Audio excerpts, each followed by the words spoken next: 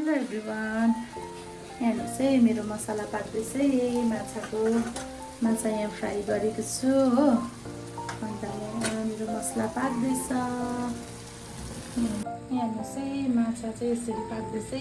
मेरो चाहिँ एकदम बुढाले चाहिँ पातला झोल खाने अरे नि त। अन्त चाहिँ मैले चाहिँ सादा बनाएको छु, पिरो पनि हालेको छुइनँ हो। अन्त चाहिँ यहाँनिर हेर्नुहोस् है, म खोर्सानी प्याज हो। अन्त यहाँनिर मैले भेन्डी चाहिँ यहाँ भातमा पकाउँदैछु है।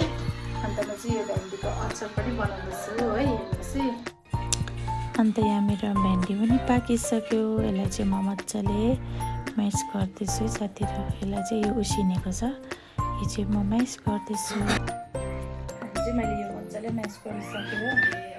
अन्त चाहिँ अब यहाँ मैले अघि काटेर राखेको थिएँ, यसमा प्याज हाल्छु हो।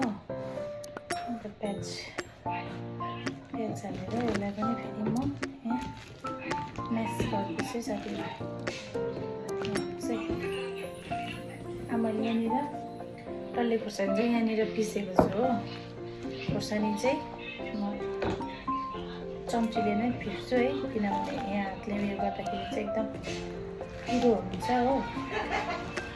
अन्त चाहिँ हात पोल्छ नि त। अन्त चाहिँ म यहाँ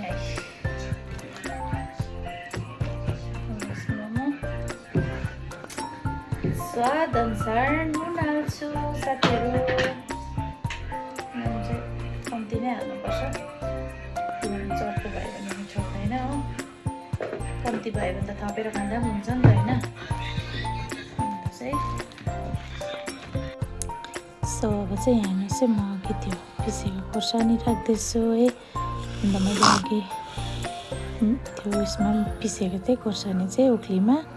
अन्त यो खोर्सानी चाहिँ पिरो हुन्छ, हात पोल्छ है। अन्त फेरि नानीलाई पनि पोल्छ नि त। अब नानीको कोही बेला हातले नै के गरिदिनुपर्छ, गालाहरू अन्त पुछिदिनुपर्छ हो।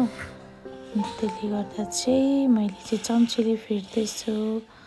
अन्त चाहिँ भिडियो अन्तिमसम्म हेर्नु होला। अन्त मेरो यो अचार चाहिँ रेडी भइसक्यो साथीहरू। अनि हजुरहरूलाई भिडियो कस्तो के लाग्छ, लाइक, सेयर, कमेन्ट अनि फलो गर्नु।